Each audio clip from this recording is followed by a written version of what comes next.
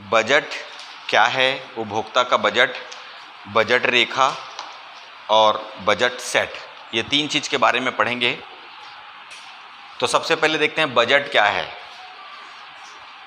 आप छोटा सा उदाहरण ले लो, यदि आपके पास 5,000 रुपये की आमदनी है, आपके पास कितना रुपए है, 5,000 रुपये।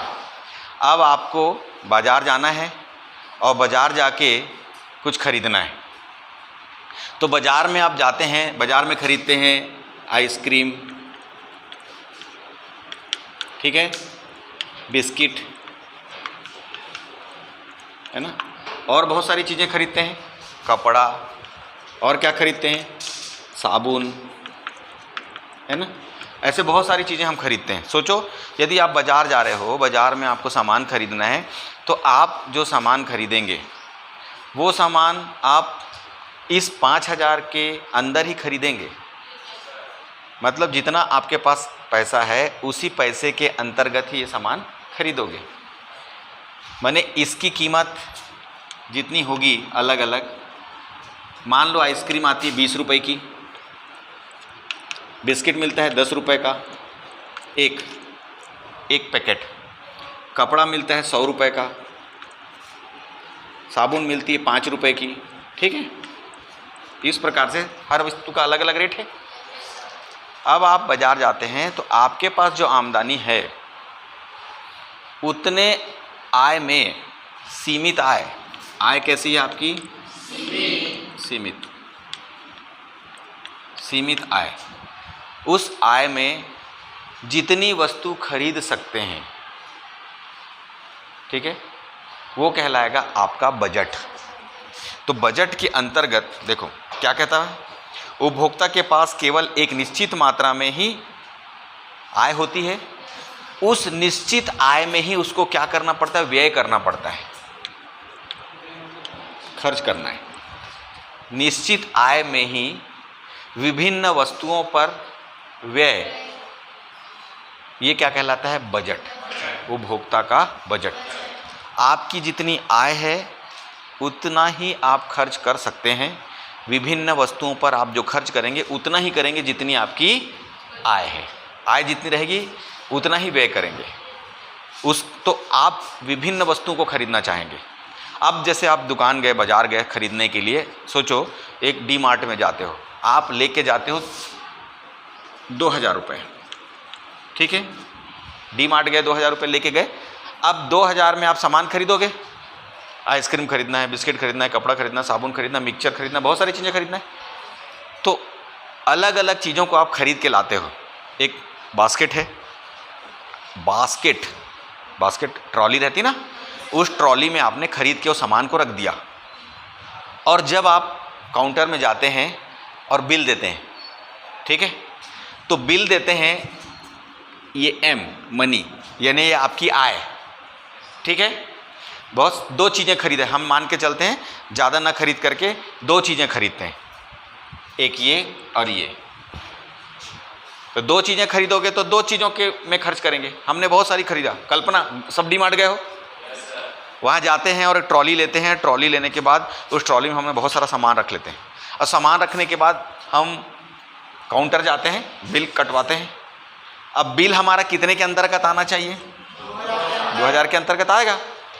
तो ये हमारा आमदनी, ठीक, ये वस्तु है x1 plus y1 plus z1, ऐसे 2-3 वस्तु ले लिए। तो तीनों वस्तु की जो मात्रा है, ये वस्तु की मात्रा, ये दूसरे वस्तु की मात्रा है, तीसरे वस्तु की मात्रा है। इस वस्तु की कीमत मान लो P1 है, इसकी कीमत है P2, इसकी कीमत है P3, अलग अलग कीमत है। यानी ये x, ये y और ये z। ये आइसक्रीम x है, बिस्किट y और साबुन ले लो z, ठीक है। आ रही बात समझ में?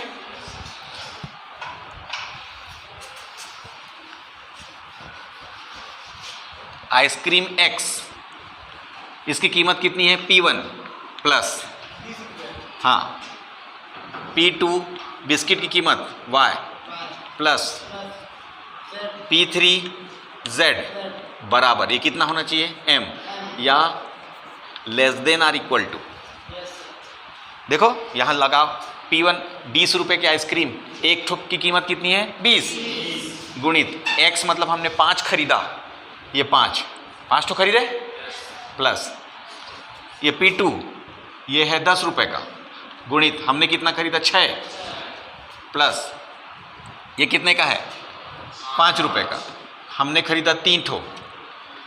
ठीक है, अब काउंटर में जाते हैं और बिल देखते हैं तो कितना आता है बिल, 20 पंचे 100 प्लस 6 दहम 60, 15 कितना हुआ 160, 175। ये 175 रुपये आपकी आमदनी कितनी है, जो 1000 रुपये थी, या तो इससे कम होगा। देखो ये जो खर्च किए हैं हमने, ये पूरी राशि हमारे पास जितना पैसा है उससे कम होना चाहिए या बराबर हो सकती है, उससे ज़्यादा तो नहीं ले सकते। तो इसी प्रकार से जो हम विभिन्न वस्तुओं को खरीदते हैं हमारी बजट में, बजट समझ गए, विभिन्न वस्तुओं के रेट नहीं, बजट क्या होता है, व्यक्ति की जो आय है, सीमित आय में विभिन्न वस्तुओं पर वह खर्च करता है, उसको क्या कहेंगे, बजट। बजट के आधार पर हमको निश्चित मात्रा में 2 वस्तुओं का व्यय करता है, जिसकी लागत यानी जो वस्तु खरीदते हैं उसका जो मूल्य है उस प्रचलित मूल्य पर, ये वस्तुओं का कौन सा मूल्य है, प्रचलित मूल्य, यानी जो बाज़ार में बिकता है जो रेट में, उस रेट में हम जो वस्तुओं को खरीदते हैं, हमारी निश्चित आय में खरीदते हैं, उसको बोलेंगे बजट। ठीक, अब दूसरी बात आती है budget set. Budget set, budget set का मतलब क्या हुआ, अब मान लो एक बंदा है, वो गया, उसके पास 100 रुपये हैं, कितने 100। अब 100 रुपये है, वो व्यक्ति मार्केट में जाता है और आइसक्रीम खरीदना चाहता है और बिस्किट खरीदता है। ठीक है, तो कैसे खरीद सकता है, ये देखो हम बनाते हैं एक संयोग, ये x और ये दूसरी वस्तु y। देखो A, एक परिस्थिति क्या हो सकती है, A या तो वो इसको 5 ठो खरीद ले, इसको x माने हैं अपन ने आइसक्रीम, और बिस्किट वस्तु को y। ठीक है, इसको हम मिटा देते हैं, इसकी ज़रूरत नहीं, अभी ज़्यादा कंफ्यूज नहीं होना है। ठीक है, ये कितने का है एक ठो, एक कितने का है, 20 रुपया, यहाँ लिख दो चाहो तो, 20 रुपये का, और ये 10 रुपये का। देखो ये 5 नग खरीदता है, 100 रुपये का हो गया, इसको कितना खरीदेगा, 100 रुपये ख़त्म उसका। भाई 100 रुपये उसके जेब में है, उसको 2 चीज़ें खरीदनी है, या तो ऐसा खरीद सकता है, और कैसा खरीद सकता है, अगर इसको मान लो इसको 4 खरीदा तो ये 4 कितने का हुआ, ये 4 दूनी 8, 80 रुपये, उसके पास 20 रुपये बचे हैं, 2 खरीद लेगा, ऐसा कर सकता है। तीसरी कंडीशन क्या बन सकती है, इसको 3 खरीदता है बाय द वे, तो इसको कितना खरीद सकता है बिस्किट, अरे 3 20 या 60, 40 बचा तो 4। ठीक, अब यदि इसको डी एक और संयोग ले लें, इसको 2 लेता है तो कितना का हुआ, ये 2 यानी 40 रुपये का, ये 6 हो गया। ठीक, ये एक संयोग, और यदि इसको 1 खरीदता है 8 खरीदेगा। और एक परिस्थिति ये हो सकती है, यदि इसको 0 खरीदे 10 खरीदेगा। ठीक, तो इस प्रकार से हम देखते हैं कि विभिन्न संयोग, ये A, ये B दूसरा संयोग, या C या D अलग अलग संयोग है, इसी को बोलते हैं सेट, बजट सेट। समझ में आया, बजट सेट। या तो ये सेट खरीद सकते हैं, या ऐसा वाला ले सकते हैं। भाई भाई हर आदमी अलग अलग खरीदेगा। उस 100 रुपये में कोई ऐसा ले सकता है, कोई ऐसा ले सकता है, या एक व्यक्ति भी इन 5-6 कंडीशन में से कोई भी एक ले सकता है। तो इन सबको क्या बोलते हैं? सेट। तो बजट सेट कैसे बना? बजट सेट कैसे बना? बजट सेट उपभोक्ता की जो आय है, ये इसको हम एम लेते हैं, ये उपभोक्ता की क्या है? आय। ये आय है 100 रुपये। तो उस 100 रुपये में वो दो वस्तुओं पर व्यय बाजार कीमत पे, दो वस्तुओं के पर व्यय, कोई भी उपभोक्ता दो वस्तुओं पर बाजार कीमत में अलग अलग संयोगों को खरीद सकता है। उन संयोगों को क्या कहते हैं? Budget set. ठीक। अब यहाँ पर हम इसको गणित की भाषा में समझें तो हमने इसको लिया x, इसको लिया है y। ये 20 रुपये है, यानी इसकी कीमत है P1 बराबर 20, और ये P2 बराबर हम ले लेते हैं 10। यानी इस वस्तु की कीमत है P1, एक वस्तु की कीमत, एक वस्तु की कीमत है 10 रुपये। अब गणित की भाषा में ये दोनों संयोगों का मान कितना होना चाहिए? देखो, ये P1x प्लस P2y बराबर m, ये बराबर होना चाहिए। ये अलग अलग सेट को प्रदर्शित करेगा। देखो, अगर हम यहाँ पर P1 का मान कितना है? 20। ये पीछे सवाल दिया है आपकी पुस्तक में ना, ये 20। अब x कितना ठो खरीद रहे हैं? 5। ये 5 धन। ये कितना खरीद रहे हैं? 0। बराबर कितना आएगा? हमारे पास कितना था? देखो आता है कि नहीं आता है? 20 पंचे 100 बराबर 100। ठीक।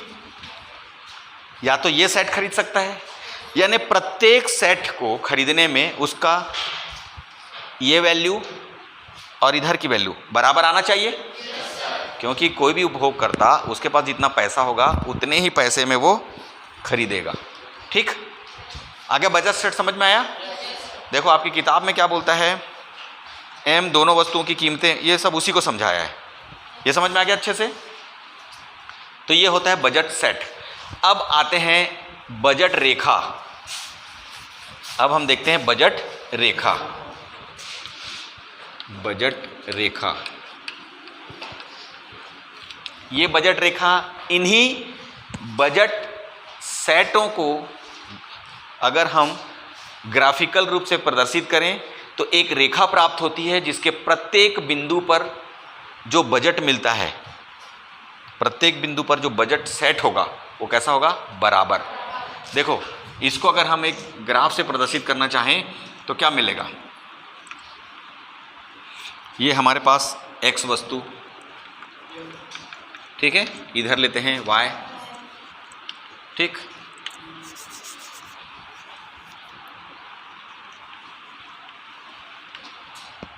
कीमत तो आय कितनी है उसकी? 100। ये निश्चित है। अब इसको देखो, ये 0 1 2 3 4 5 है। यहाँ देखो 2 4 6 8 10। ठीक है। इसको जरा बनाएं तो हम देखो इस ग्राफ से समझते हैं। ये वस्तु जब 10 खरीदी जाती है, ये 10, y वस्तु कितनी खरीदी जा रही है? 10। ये तो x वस्तु कितनी है? ये देखो 0 है, तो ये पॉइंट यहाँ मिला। दूसरी कंडीशन देखें, एक y वस्तु कितनी है? 8, तो ये कितनी है? 1, ये मिला। ये नीचे का कंडीशन देख लो, ऊपर का 5 और 0। जब ये वस्तु 5 खरीदी जाती है तो ये कितनी है? 0। हम इसको ग्राफ ऐसे मिला दें दोनों को, ये देखो। ठीक। विभिन्न सेटों को से बनी हुई रेखा, विभिन्न सेटों से किसी व्यक्ति की या किसी उपभोक्ता की निश्चित आय पर दो वस्तुओं का बाजार मूल्य से जो खरीदा जाता है उसके विभिन्न संयोगों को सेट कहते हैं। उन विभिन्न संयोगों को ग्राफ से प्रदर्शित किया जाए तो हम ये पाते हैं कि सारे सेट एक ही लाइन पे होंगे, सारे संयोग एक लाइन पे प्राप्त होते हैं, इसको कहते हैं बजट रेखा। भाई इस बजट के आधार पर हमने इतने खरीदने को तैयार हैं, इतना खरीदने के साथ हम इनको अगर ग्राफ में व्यवस्थित करते हैं, देखो ये बिंदु मिला ए, मान लो ये मिलेगा बी 8 पे, ठीक है, 6 पे कितना है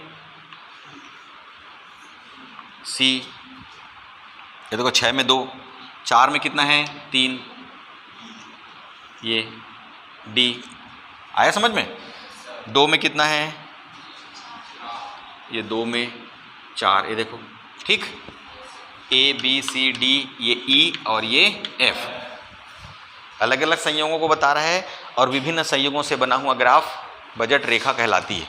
ठीक है, ये आपकी किताब में तीनों दिया हुआ है और तीनों के आधार पर इसको लिख सकते हो। ठीक है, ठीक है, याद रखना यहाँ पर अगर हम बिंदु बी की बात करें तो यहाँ पर भी उस व्यक्ति के द्वारा कितना व्यय किया गया है 100, यहाँ पर भी 100 व्यय किया जाएगा, यहाँ पर भी 100, मतलब इन संयोगों को प्रदर्शित करने वाला रेखा बजट रेखा कहलाती है। विभिन्न सेट को प्रदर्शित करने वाला रेखा क्या कहलाएगी, बजट रेखा। लेकिन इसके साथ ये बात जरूर बोलना है आपको, उपभोक्ता की निश्चित आय पर विभिन्न सेटों को प्रदर्शित करने वाली रेखा बजट रेखा कहलाती है। ये बॉक्स समझ में आया कैसे बनाए, किसको नहीं आया, आगे सबको। इसको गणितीय रूप से भी आप देखोगे जो P1 X1 बताया था, ठीक।